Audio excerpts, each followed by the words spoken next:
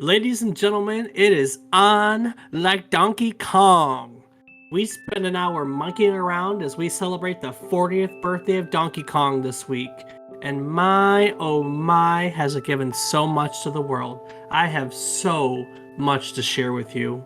So grab those bananas to snack on, sit down, relax, and join us for today's trip down memory card lane.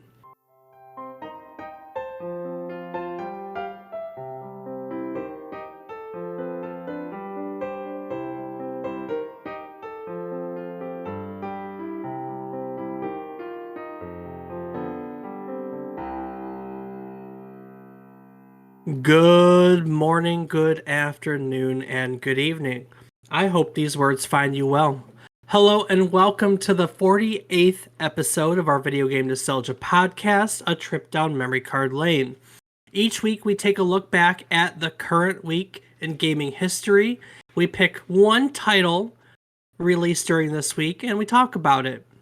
While doing so, we hope to teach you something new about the game, what it took from the world as its inspiration, or what it gave back to the world as its legacy. For today's game, that legacy is the part that you will definitely know as we celebrate the 40th birthday of Donkey Kong, released for arcade stateside in July of 1981. I'm David Casson, and as always, I'm joined by my co-host, who spends most of our recordings just monkeying around, my brother, Rob Casson. Rob, are you going bananas over there? Oh, with all these jokes, I sure am, Dave. I sure am. Well, look, Donkey Kong has no shortage of jokes. I mean, dude, it's on like Donkey Kong. On like Donkey Kong? Do you kind of have to slur the phrase together when you say it? On like Donkey Kong?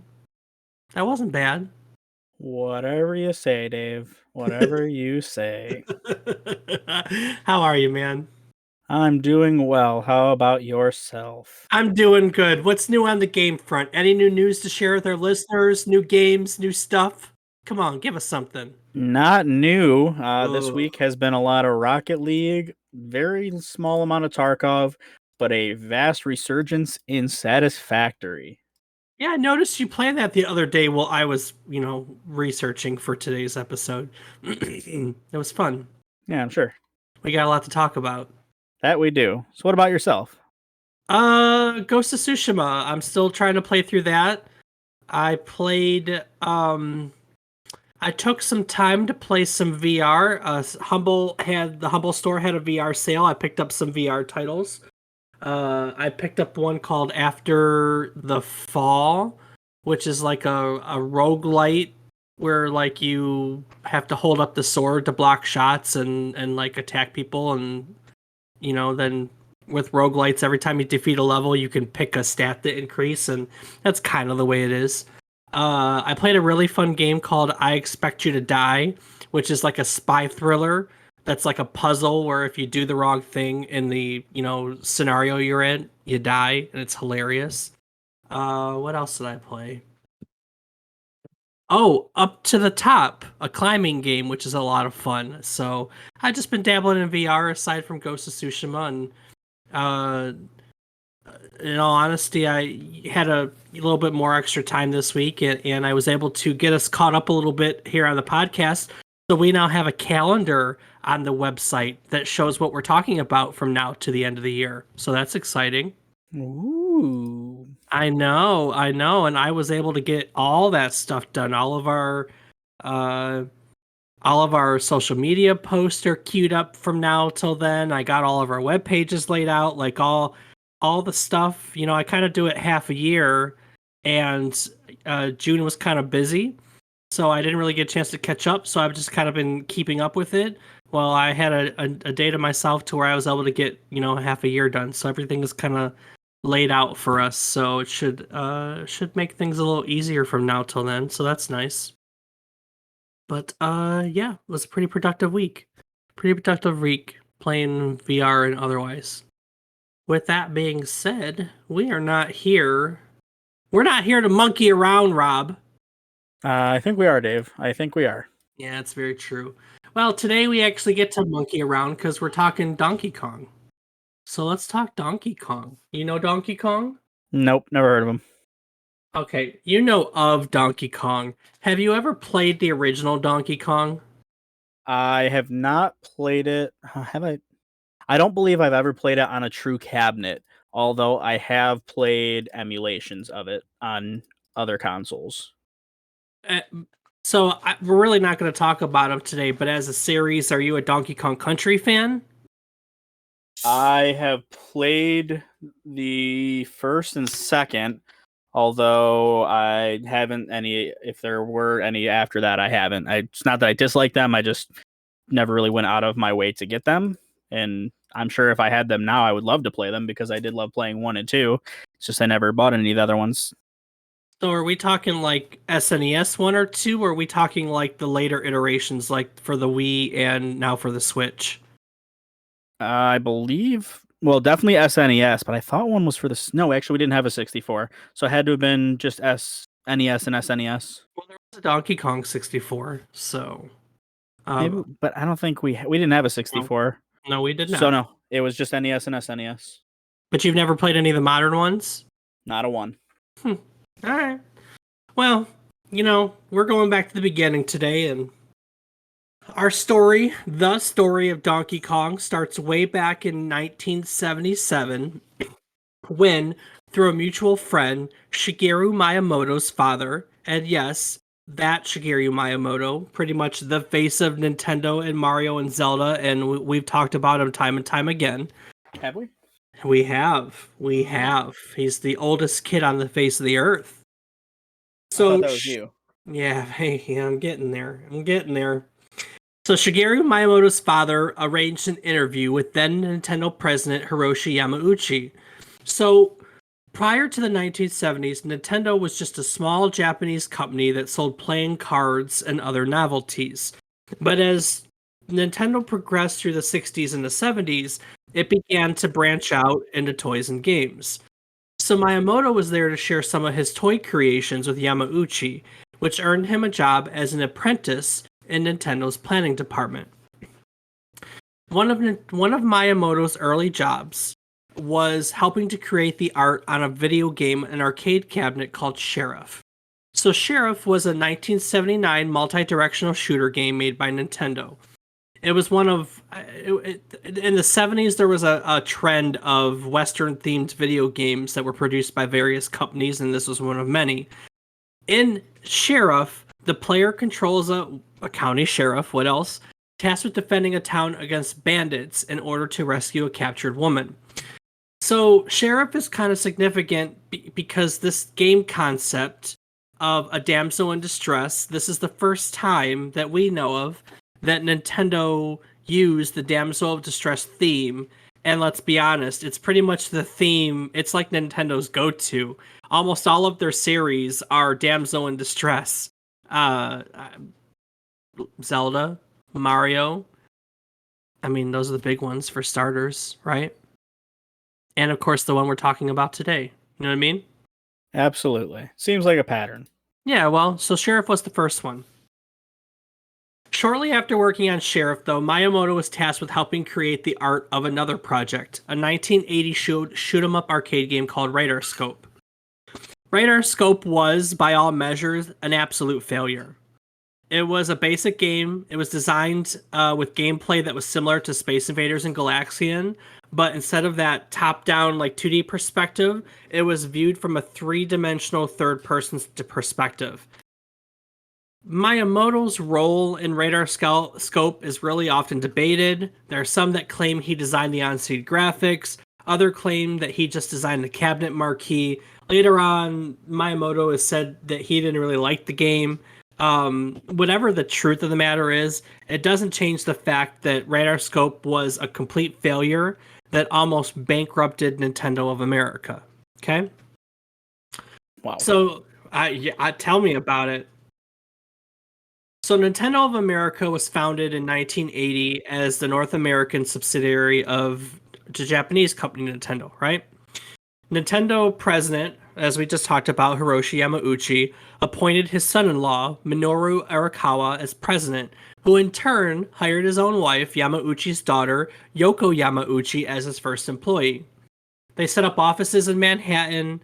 They hired some young gamers to receive and service game hardware that they imported from Japan into a warehouse in New Jersey. And they partnered with a Seattle based arcade sales and distribution company called Far East Video. So, based on some favorable feedback from test arcade sites that they and Far East Video had set up in Seattle, Arakawa had wagered most of Nintendo of America's finances on a huge order of 3,000 radar scope cabinets. However, they're said to have only sold about 1,000 of them, which left Nintendo of America with little money and 2,000 radar scope cabinets sitting in a US warehouse. Arakawa pleaded with his father-in-law, President Yamauchi, to send them a conversion kit of a new game to turn the radar scope cabinets into something useful. So back in Japan, Yamauchi looked throughout his entire staff at Nintendo for a fresh game design concept to save Nintendo of America. This would lead to Shigeru Miyamoto's debut as lead game designer. It was his first shot at it. He in a bout of self-depreciating humor, Miyamoto would later say that no one else was available to do the job. Whether or not that was true, here's history. Miyamoto is now one of the most prolific faces in video game design, and his first shot at it was a way to save Nintendo of America by converting 2,000 radar scope cabinets that were sitting in a warehouse. And so here we have Miyamoto, who, along with engineer Gunpei Yokoi, who we've talked about, he's the creator of Game Boy. They're basically tasked with saving Nintendo of America. Now, separately from this, Nintendo was also pursuing a license to make a game based on the Popeye comic strip. Rob, are you familiar with the Popeye TV show? Like Popeye the Sailor Man? Yeah, like Popeye the Sailor Man. Absolutely. Like Popeye the Sailor Man. Yes. I mean, it's kind of old timey. I'm kind of surprised. Have you seen the cartoon? That's Yes. that's the Three no, Stooges. I just can't do his laugh or his thing very well. But he also hit the spinach. Yeah, there you go. That just I'm just lazy about it. That's all. And then you got the spinach with his big muscles, and he's saving the damsel in distress. That's exactly right. So, which is a good segue, because Nintendo's attempt to get the license failed, and Nintendo made it known that they wanted one of their game designers to create new characters that could be marketed and used in later games. You see, Pac-Man was the thing, and Nintendo really needed something like a Pac-Man to create a foothold in the video game industry. They were looking for their Pac-Man. They were looking for their mascot. You know what I mean? Mm-hmm. And so in the middle of these two concepts of trying to come up with a fresh game concept and making something that's similar to a Pluto license, Miyamoto he basically tossed around a bunch of things, right? But he eventually settled on the same concept. It was a love triangle, and in his mind, what he conceived was a triangle between a gorilla, a carpenter, and a girlfriend that, like you said, mirrored the rivalry between Bluto and Popeye fighting over olive oil, which is what you were talking about. Okay? Yep. In Miyamoto's version, Bluto became an ape, which is a character in his mind that wasn't evil nor repulsive. And this ape would have been the pet of the main character, who to Miyamoto was a funny, hang loose kind of guy. It's also important to note that Miyamoto later on would also name Beauty and the Beast, as well as the film King Kong, as other influences. But truthfully, here we have Popeye comic strip, which was kind of all merged together and eventually would, merge and evolve into basically Donkey Kong.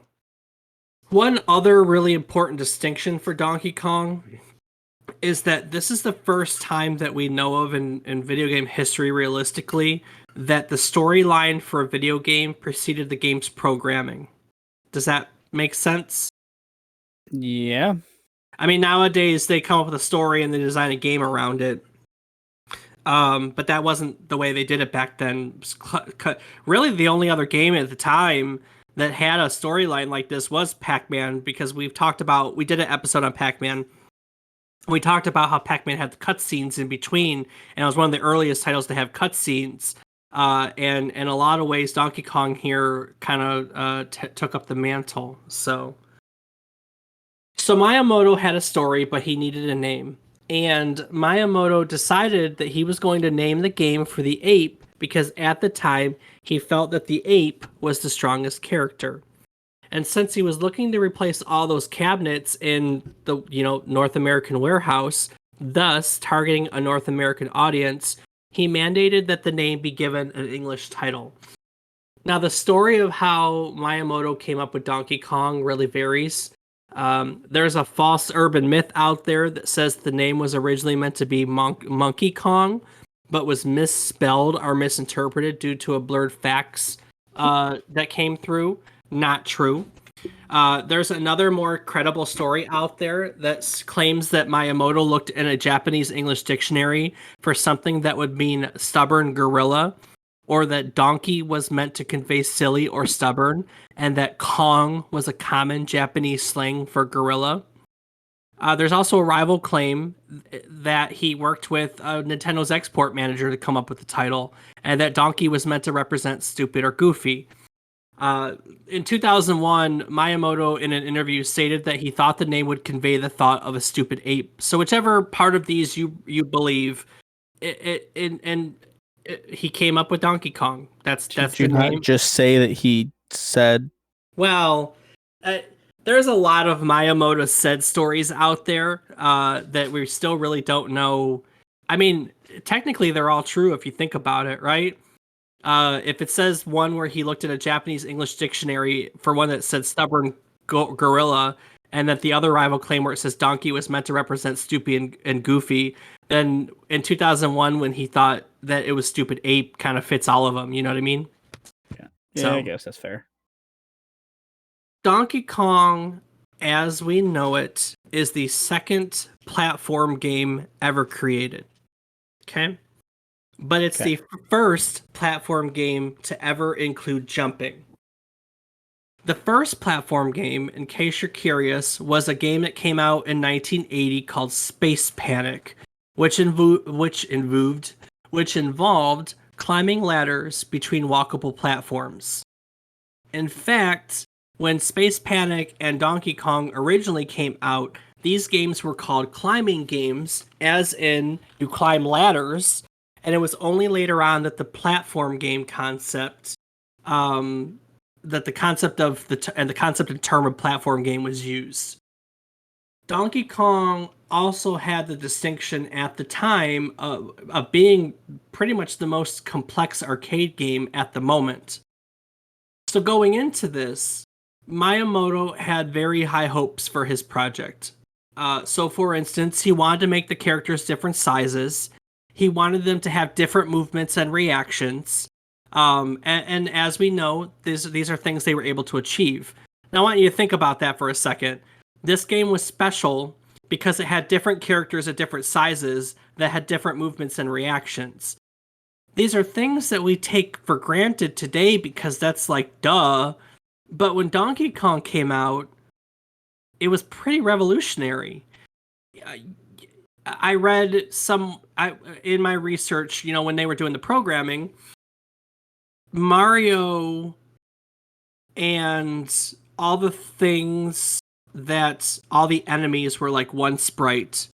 And then I think Pauline, because she was higher up, was two sprites. But then Donkey Kong took up six sprites.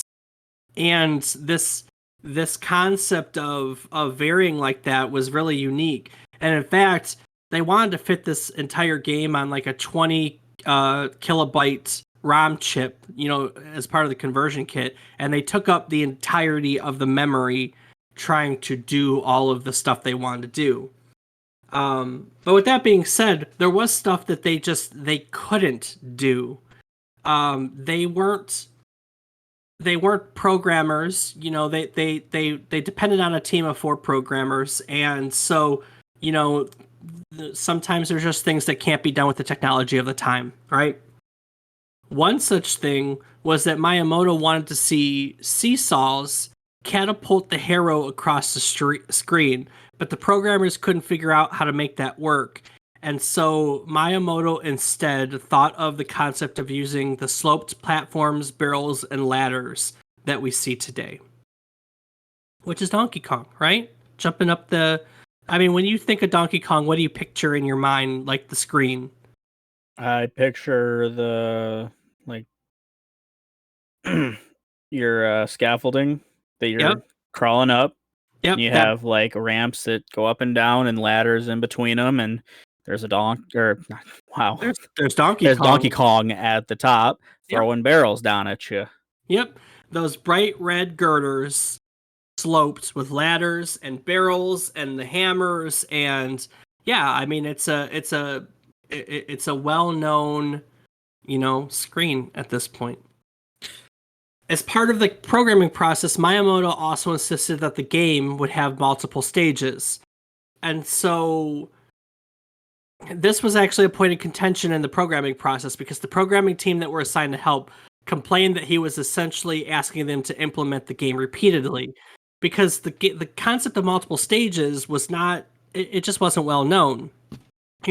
Donkey Kong was created with 4 unique stages. Based on timelines that we know of the time, Donkey Kong is actually one of the earliest arcade games with multiple stages. It's predated by 2 or 3 titles. There was a 1980 game called Phoenix that had varying unique stages. There was a 1981 game named Gorf and another I think called Scrabble that had varying stages. So Donkey Kong isn't the first, but it's definitely like fourth or fifth on the list of games that have varying stages. So um, I guess I think about it. Programmers probably didn't have a lot of imagination because it wasn't something that they were doing. You know what I mean? Right. And so we're here, right? The game is created. It gets sent over to Nintendo of America for testing. And the first person to try it over on the American side, the sales manager at the Nintendo of America warehouse, disliked it. He said it was too different from all the maze and shooter games that were popular at the time because this is Space Invader and Centipede and I don't that was just the genre, right? Maze and shooters. How, with that being said, though, Nintendo of America was in a bind, and Arakawa had to believe that this was going to work. And he did. He believed that Donkey Kong was going to be a hit. So lawyers were brought in to secure the Donkey Kong trademark, and American staff began to translate the storyline for the cabinet art and the characters. Originally, in Japanese, the lady was named Lady. She would become Pauline, renamed after Polly James, who was the wife of the warehouse manager, Don James. Now, I don't know if you caught this, but Jumpman, the character in this game, was a carpenter. Did you catch that one? Yep. Isn't that fascinating? It is. Yeah. So the Carpenter was originally going to be Jumpman, and this was a name that was basically a mishmash of Walkman and Pac-Man because they wanted people to associate the game with those brands. Those were the notable brands at the time. However, it was suggested that the character's name be changed to Mario in likeness of Mario Segale, who was the landlord of the original office space that belonged to Nintendo of America. So we've got Pauline, we've got Mario, and we've got Donkey Kong. So we're set. The character names, they're all printed on the American cabinet, printed on the promotional materials, and Donkey Kong is ready to be released to the world. Rob, did you know that Donkey Kong is considered to be the earliest video game with a storyline that visually unfolds on the screen? I was not aware of that. That's one of the things that's most fascinating about this. So, Donkey Kong is the villain. He kidnaps Pauline and he carries her to the top of every stage. And then the player takes control of Mario to rescue her, you know? And even though like Sheriff was pretty much the first use of the damsel in distress trope for Nintendo, this is, let's be honest, this is the game that really like cemented it in for Nintendo and for everybody. Just I mean, this was it, you know? Um So let's talk about the plot. Let's talk about that storyline, right? Because it is the earliest video game with the storyline that unfolds as part of the game. For those of you that have never played Donkey Kong, the game opens with Donkey Kong climbing a pair of ladders to the top of a construction site. I believe the theme of Dragnet plays in the background. Dragnet was a TV series from the 70s, in case you don't know. He drops Pauline and he stomps his feet, and this warps all the steel beams into the sloped beams that you play the game on. So game starts out with straight levels, Donkey Kong jumps, the beams fall, they create the slopes, and now we have the stage that we're all intimately familiar with. Donkey Kong then moves to his final perch and he sneers at the player. A melody plays and a level starts, and this brief animation sets the scene and it sets a backdrop for why the stage is the way it is, which was also a first for video games. So Mario goes through the stage. When he gets to the top, Donkey Kong grabs Pauline and he climbs higher to the next stage, and the next stage, and the next stage. There are 4 of them. Until we get to the top, Mario beats Donkey Kong and he's reunited with Pauline. So pretty straightforward, right? But it in real time, we get to see the whole process. First time we've ever seen that. Have you ever really played far enough to see the whole story, Rob? I'm not very good at it, so probably not. Yeah, me either. I don't know if I've ever finished the whole cycle either, to be totally honest with you. So I'm not gonna fault you for that in any way, shape, or form. So in order to rescue Pauline, Mario has to jump gaps, obstacles, and approaching enemies while climbing to reach her, hence the platform genre. While doing so, the player can earn points by leaping over obstacles, destroying objects with a hammer power-up, collecting various items that appear. There's hats, there's parasols, and then in the later stage, the one in which you defeat Donkey Kong, in order to defeat him, there are 5 rivets that you have to remove, which causes the platform to fall, and then you defeat Donkey Kong and go. So let's talk about those stages, right? So stage 1, the one we're all really intimately familiar with, the iconic stage for Donkey Kong, it involves Mario scaling a construction site made of crooked girders and ladders while jumping over barrels and oil drums tossed by Donkey Kong. So you beat that, you get to stage 2. Stage 2 involves climbing a 5-story structure of conveyor belts that are transporting cement pans. Stage 3 involves the player riding elevators while avoiding bouncing springs.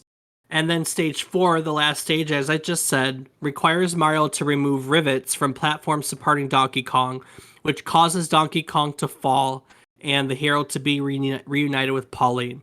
These 4 stages together combine to form one level. After you get through one level, the game resets and the stages repeat with increased difficulty. The 4th level, basically like most games, I guess the point I want to make, I can't, as I'm blanking out, like, do you remember how Pac-Man has a kill screen? Do you remember what a kill screen is in an arcade game? Like, was that your death screen, or was it just a random point in the game where it would automatically kill you?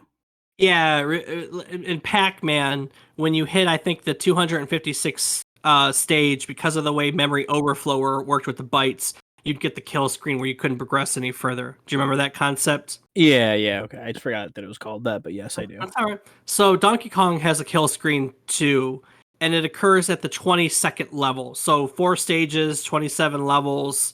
What do we have? 88 some levels. At the 22nd level, we have a kill screen. Basically, a programming error that kills Mario after a few seconds, which effectively ends the game. So Donkey Kong can be played up to the 22nd level.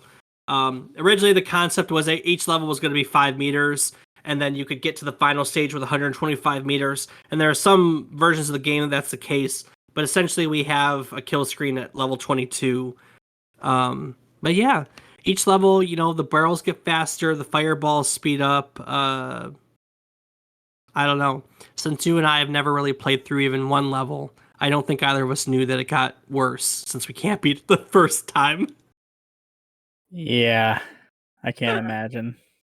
Oh man. Oh, brother.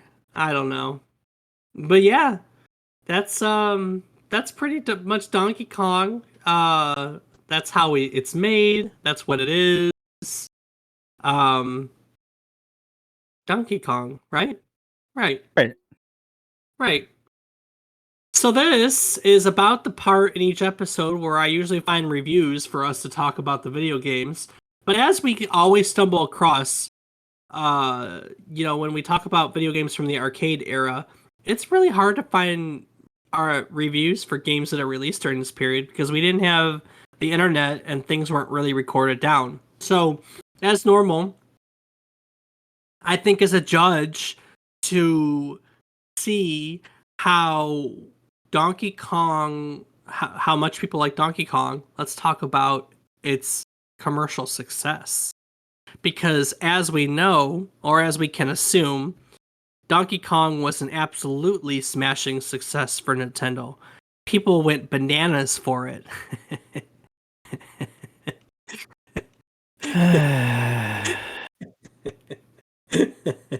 It was a barrel of fun. Oh, all right. So let's hammer out the details. Oh, brother. Okay. All right. I'm probably the only person laughing at this point, so I'm going to move on. So, Donkey Kong was released in July, and it quickly sold out of its initial 2,000 cabinets. By October, Nintendo was selling 4,000 units a month. In fact, by all estimates and reports, 1 year in, by July of 1982, Nintendo had sold an estimated 60,000 Donkey Kong cabinets. 60,000. Wow. Right. So let's talk about what that did for Nintendo. Um, the distribution company that Nintendo partnered with, Far East Video. Let's go back to them for a second. Far East Video was really just one husband wife duo who had made handshakes with a bunch of arcades in the Seattle area and otherwise. And they were really just two salespeople who worked on sales commission. So, as you can imagine, they quickly became millionaires because they were the only distribution company, that Nintendo partnered with. So, there's that. Millionaires. Pretty cool. And let's talk about Nintendo. So Nintendo of America became incredibly profitable. Arakawa used Donkey Kong's profits initially to buy up 27 acres of land in Richmond, Washington, which is now the Nintendo Richmond campus. In Japan, for instance, Donkey Kong was the highest grossing arcade cabinet of 1981. It was the sixth highest grossing in 1982, so it held spots near the top for a good, year and a half, 2 years. On the state side, it was the top grossing game by October of 1981, and it held the top spot through all of 1982. It wasn't just an arcade cabinet, though. It's been ported over to other systems at the time. Initially, there was a bidding war on who was going to get it ported, and your biggest players were Taito and ColecoVision. Rob, we know ColecoVision, right? Yeah. We've kind of talked a little bit about ColecoVision. Right. ColecoVision ended up winning the bidding war, and they included it with all their ColecoVision consoles. So, needless to say, alongside that, it helped ColecoVision. It was an absolute success. It's been on Atari, both good and bad. There was a really good port for, I think, the 5200, but a really bad port for the 2600. It's been on the Nintendo Entertainment System. It has its own Game & Watch system. It's been on the Game Boy. Like you said, it's been emulated 10 times over. So Donkey Kong has pretty much been absolutely everywhere. All in all, by 2015, all of the home versions of Donkey Kong are estimated to have brought Nintendo an estimated $4.4 billion in revenue. So, Wow. I know, right? Well, let's be honest. Donkey Kong is an incredibly recognizable figure. He's not the Mario and the Sonics and the Pac-Mans of the world, but he's no slouch either. I think he's no slouch. Nintendo. Well, what do you think? Where do you think Nintendo like Donkey Kong falls in recognizability or whatever you want to say? It's probably not even a word. Where do you think for mascot value, where do you think Donkey Kong falls? I mean, I played a lot of Smash, so I'm very familiar just because he's a Smash character. So it's, I guess, if you've played Smash, he's just as high as Mario. And if you're not really like Sonic, but if you're not into the Sonic games, you wouldn't know like Knuckles or Shadow or characters like that. So it's higher ranked than those. Yeah, I agree. I mean, you got Smash, and he. I mean, aside from the fact that he still has a game series, you also have the Mario Kart. I mean, he may not be like the go-to in Mario Kart, but he's a character. And look, let's think about it. So let's go to Mario Kart, for instance, right? One of Mario Kart's most notable features is throwing banana peels. And who best to throw a banana peel than Donkey Kong himself? True. So yeah. But Donkey Kong isn't the only recognizable character to come out of this game, is he? I mean, You yeah, know? Pauline, she's so famous. Yeah, I know. I know. No, it's obviously the girders. It's the girders. The girders have been in every game that Mario's made since then. You can't possibly think of a Nintendo game without girders. I wonder how true that is actually. Girders are in Smash. Girders are in Mario. I know there's girders in. There's probably a Mario Kart track with girders. There's definitely Metroid girders. What else you think? Are there girders in Zelda games? I can't. I don't know. Hmm. I mean, You you might be have right. bridges, but You might be right in that girders have become a major Nintendo character. I'm definitely going to have to do some an investigative reportive series on the success of girders in Nintendo video games. I think that'd be fun. I'm going to write that down for a future episode. all right. But no, right? So let's talk for a moment about legacy, because if anything, Donkey Kong has one of the richest legacies out of any of the earliest video games, because arguably the most recognizable face in video game, like the video game mascot, is Mario. And this was the first game that Mario was featured in, right? Right. I mean, that's it. It's the first game Mario was featured in. I mean, of course, he would later go on to be the Mario Brothers, and of course, Super Mario Brothers is the game that, with the Nintendo that, came back, revived the industry. But this is where he came from. This is the first game. So if anything, we have Donkey Kong Donkey Kong gave us the Mario of the world. So I would also argue that the success of Donkey Kong probably contributed to saving the entire video game industry. We really haven't talked about it yet, or maybe I have. I don't think I have. But in 1983, the video game industry crashed. Or later on in the year, I believe it's in December. It's towards the end of the year. We're going to be doing an episode on E.T. the Extraterrestrial, and E.T. was one of the titles known as one of the worst video games of all time, and also one of the titles that is directly noted as being one of the causes for the video game industry to crash. And if you know video game history, it was the Nintendo Entertainment System that helped, and thus Nintendo, that helped revive the industry, bring it out of the crash. I would argue that it was, because Donkey Kong was so successful, Nintendo had a ton of money at its disposal that helped fund the development of the NES, which in turn basically helped revive a dying video game industry. So I think in a lot of ways that we need to give credit. I think the legacy of Donkey Kong goes so much further than just Mario. But they kind of, I guess they kind of go hand in hand, right? Right. I don't know if there would be a Nintendo NES without Mario. Does that make sense? No, absolutely it does. I mean, you can have multiple notable figures, but there's still going to be one that leads.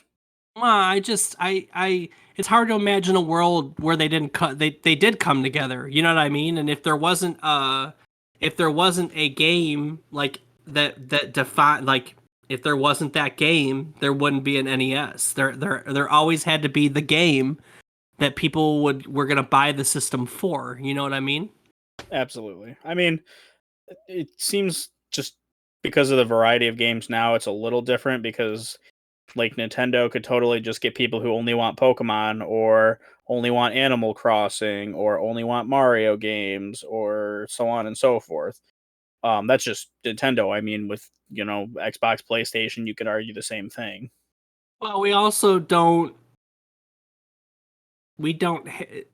The industry's not the same. Like we don't. They don't even include games with the systems anymore. You know what I mean? Like back in the day, I would argue before the PlayStation era, you bought systems to buy the game that came with it. You know, it was Mario for the Nintendo and Super Mario World for the SNES and Mario 64 for the Nintendo 64, you know, and Sega had Sega had Sonic and the 3DO had its fighting games, and there's just all these examples of the games that came out alongside the system were why you bought the system. But about the PlayStation era, that really stopped, and that's definitely not the case anymore. In fact, I mean, we just had a generation of video game systems release where they didn't even really have any new games. They entirely, for the most part, relied. I mean, the PlayStation 5, did it have release titles? Uh, Didn't it rely almost both of them? Xbox 2, they relied almost completely on last gen titles that could be quote unquote upgraded to next gen graphics. There just aren't system defining games anymore, in my opinion, which is a good thing. I I think that's a mean, I will say maybe not system defining games, but I do have to argue that people absolutely still buy consoles for the game that's on them.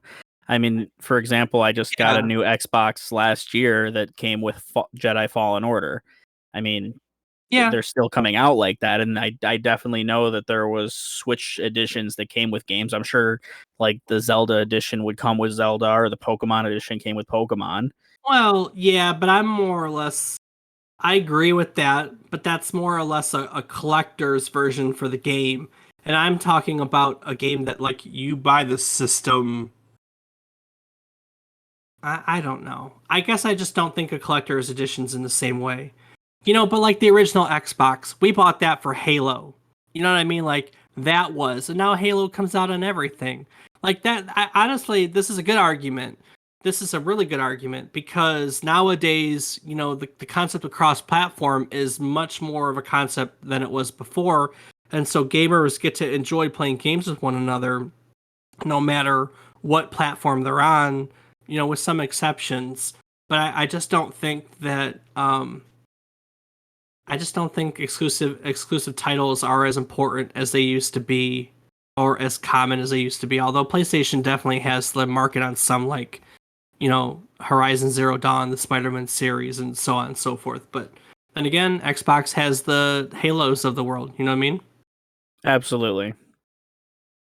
So, well, we're talking about the legacy of Donkey Kong. We can't really ignore its cultural influence. It's been referred to in various movies. It's been featured on TV shows like The Simpsons, you know. Um, it's been in various music. Rappers like I think DJ Jazzy Jeff has a title with Donkey Kong referred to. Um, and of course we have the phrase "It's on like Donkey Kong." You know that for a while was a thing people said. It's still a thing. It's a thing people say, isn't it? Sure. Cool. So, needless to say, Donkey Kong is important. It was a lot of firsts for the industry. You know, it popularized platform gaming. It was the first time we had a story we wanted to tell and designed a video game around the story. Was the first time that video games, you know, the story unfolded through the use of cutscenes and gameplay itself. It was one of the most complex games of the time. It cemented the damsel in distress trope, uh, and it gave us Donkey Kong and most importantly Mario. And then, like I said, I really think that we maybe wouldn't have the Nintendo and the richness of the current video game industry if Nintendo hadn't had the money they earned because Donkey Kong was so successful. So I feel that Donkey Kong historically is an incredibly important game for all of us, regardless of how you feel about Donkey Kong himself. So, yeah. And I think that's about all I have to say about Donkey Kong. Anything that you'd like to add or would like clarification on that I maybe glossed over really quickly? All I have is that if you've never played the original game, find a copy and play it because it's even though I might be terrible at it, I still think it's fun. So give it a Yeah. try. Yeah, retro games like this don't really require an investment. You can like pick it up, play it for 10 minutes, go, I can't stand old games and put it back down, but I still think it's kind of fun and important to do it. But Yeah. yeah. Rob, I want to make one other point. This kind of leads into our table side or gaming topic of the week, whatever we want to call it. Okay. So this week we're talking about Donkey Kong, right? Right. Which is the title of the game. Right. But Donkey Kong is the villain of the game, right? Right. Which is not a common naming convention. Hmm. So True. I wanted to talk about that for a moment. First of all, off the top of your head, what are some other games you know of that are named after the villain? Hmm. Well, first It's a up, Diablo. damn. I wasn't sure if you that was the first one on my head too. That's a really good one though, isn't it?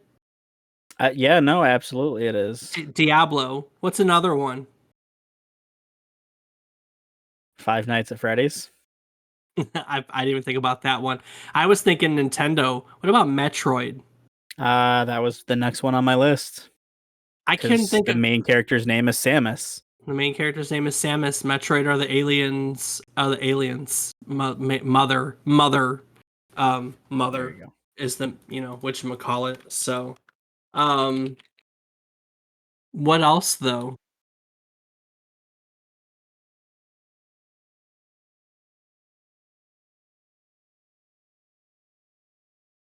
I mean, I don't know, like game directly like itself the name other than that. I think that there's more of like titles that have them within them. Like Paper Mario Origami King, because the Origami King is the villain in the game. Yep. So, but it's, Paper Mario and Origami King. So it's kind of like this one and the other. Or like, I didn't even lie. Diablo and Metroid is only a kinda because the creatures are Metroid. You know the you have Ridley and Mother and stuff that are actually the bad guys. Um, I mean, it's easy when you start talking about games. I think it's easier when you start talking about games that aren't necessarily named after the protagonist. Like the other big one is The Legend of Zelda, because the game Majora's Mask. I mean, the games. Or, Well, yeah. no, I mean the games are your Link. You know what I mean? Oh, well, Like yeah, I get what you're saying. But as everyone, far, yeah. everyone makes that mistake when it's the stories about the princess, but you're not playing as the princess. You're playing as Link. You know, so if we get into the conversation where we want to talk about games that aren't named after the protagonist, then it's really easy. But specifically when we start talking about games that are named after the antagonist, the bad guy specifically, I think that gets a lot harder, frankly. And Diablo and Metroid were really the only ones I could come up with. Five Nights at Freddy's is a decent one, but even that isn't that the name of the restaurant?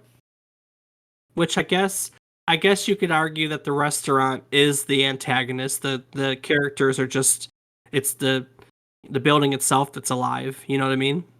Yeah. Um, Um. hmm. Yeah. I mean, like you said, there's other ones. Probably like wasn't Arkham Knight the name of a villain in Batman? Arkham, like, isn't that not him? mm, that's a good one. I don't think so. I mean, and look, I don't I don't know if I would count ones like I don't know Bowser and Luigi series, the Nintendo spin-off. Um I don't honestly I don't know. I don't know. I can't really think of others, you know. It's not like they named Portal GLaDOS. Um Shadow of the Colossus, technically the Colossuses are all the enemies, so kinda. Um I mean, Doom is aptly named, but I don't know. I don't know. And I was thinking about that because I think it's a really interesting gaming convention and it's rare. That's what's got me the most. Like I'm sitting here and I'm sure there's going to be someone out there screaming into their radio or headset or however else they listen to us that's going to tell us that we're so wrong. Um but like, and again, I mean, I don't even know if I would count the WarioWare series. I don't know. I can't really think of others that are specifically named after the bad guy, and that's just such a fun concept. It's just that's all. It's just a really fun concept that just was I was beating my head up against while I was doing this. So Castlevania is not named Dracula, you know. True. Yeah. Mortal Kombat's not named Shao Kahn. I don't know. Silent Hill's not Pyramid Head. It's like, what is it then, man? Um, I don't know the answer to that. I don't know if there's others. But with that being said, if there are others that we're missing, I know the perfect place that you can remind me of how stupid I am and how wrong I am, and that would be on our Discord. If you're curious about how to get to our Discord, you can do so by going to our website at www.memorycardlane.com. Also on memorycardlane.com, you can find show notes for the episodes, all my research. You can find archives of previous episodes. You can find a calendar of upcoming games we're talking about. In case you'd like to submit, there's a button to submit. If you'd like to submit your own reviews or stories about said games, we will feature them on the air. There is, as I said, a way to come and join our Discord, and there is a way to give us support through Patreon. For only $2 a month, you can support this podcast. I post episodes and such on our Patreon. That's about it. I just post episodes. And yeah, you can do so at our website. There's a support tab, or you can visit patreon.com/trip down memory card lane. Lastly, on our website, on Memory Card Lane, which is all about nostalgic memory cards on a lane, you can visit our find links to our social media tags. I am on Twitter at David is wrong, David underscore is underscore wrong. There is also, in case you didn't know, there is a Twitter for this podcast where every week I post when the episodes are made available online. So if you're on Twitter and you would like Twitter reminders, that's just search for us, Trip Down Memory Card Lane, or search for me, David is wrong, and you can find me on Twitter. Rob, what do you got going on social media these days? I can be found on twitch.tv/FATBOIRIPZ. That boy rips. Well, what? If you come join us on our Discord, you can find us playing Rocket League and join us sometime because we always enjoy playing Rocket League. and we don't take it too seriously. Trust me, we're only kind of serious about Rocket League, I guess. I don't know. I Right, just you like, are. yeah, I mean, it's a game. We're supposed to have fun. I was talking to someone the other day about Rocket League, and he's like, I'm a silver player. You guys would never play with me.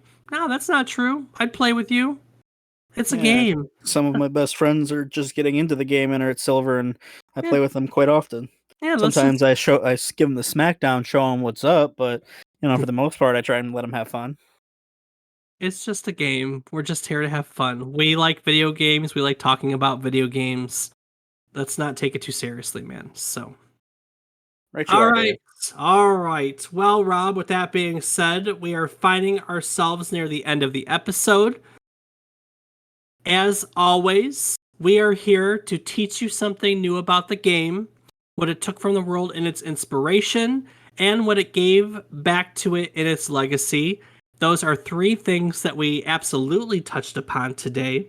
You know, both how the game was made, where it was inspired, what inspired it, and what it gave back. We talked about its legacy. So, amongst those things, Mr. Robert, what did you learn today? Well, I think that the most interesting things that I learned today were that Mario was a carpenter and that the girlfriend's name is Pauline. I didn't know either of those things. Gotcha, gotcha, gotcha. Well, you know, I, I don't know how we got from carpenter to plumber because, as we all know, Mario's a plumber nowadays, which is really sad because I kind of knew everything else around this because I once made like a YouTube video talking about how Mario got his name. That I don't, excuse me, that I don't even know where it exists nowadays. But anyway, yeah. So Mario was a carpenter. So me, what did I learn? I was unaware of how many firsts Donkey Kong was. I didn't know it was the first game. The storyline came first. I really never thought about the fact that it was the first game that the storyline unfolded visually on the screen. I didn't know how close it was to I didn't know how close it was to the first platforming game. I didn't know about Sheriff and the damsel in distress trope. I There was a lot of things I learned for today. This was a really fun episode to do research on. This was a really fun episode and concept to share with everyone listening. I hope that you guys all enjoyed it too because yeah, like I said, I had a lot of fun with this one. This one was great. So yeah, that's my takeaway. I hope you enjoyed it. Rob, what else do you have for today? As always, I just want to take a moment to say thank you to everyone for listening. It's a lot of fun. It's a lot more fun when you engage with us, but we're gonna do it either way because we enjoy it still. So hopefully you do too. And if so, let us know. That's right. And this is episode 48. You know what that means. Um, we've done 47 before this. And we're almost at 52, which is what? 10 more than the answer. Yeah, exactly. 10 more than the answer. 52. No, we're like less than a month from our 1 year anniversary. Oh. So we've almost been doing this every week. Every week, Rob. We've been doing this every week for almost a year. Wow. Look at us go. When's the last time we've been this consistent about anything? Ugh. Ugh. Yeah, sure. Ugh. All right, well, I'm going to take it out. You got anything else you want to add? Nope, I'm good. I said my spiel. Back to you. Woo, spiel. All right, ladies and gents, gals, gamers, and gallants. I don't even know what I'm trying to do there. Next week, we're going to be focusing on the 18th best-selling NES game of all time. Rob, it's the 18th best-selling SNES game of all time, and that's something special. You know what I mean? Yeah, only 17 in front of it. I know. So this title's noted as an inspiration for many modern games, such as WarioWare series. It's an influence to the Super Mario Maker series, It's an influence to the Earthbound games. And in such, it's really hard to believe that this game simply started out as a reason to familiarize gamers with the Super Nintendo mouse peripheral. Rob, did you know SNES had a mouse? I sure did, Dave. I actually know what we're going to be talking about now that you've mentioned the mouse. Well, if you didn't know what the mouse is, chances are that you've never thus come across our next topic, which is Mario Paint. So, released in 1992, Mario Paint is, to some, as you can tell, a hidden gem that appeals to kids of all ages. So, clean off those brushes, get ready to relax, go to your happy place and paint, because next week we're going to be talking Mario Paint on yet another trip down memory card lane. Do the thing. Do do do wa da do ba boo da boo da.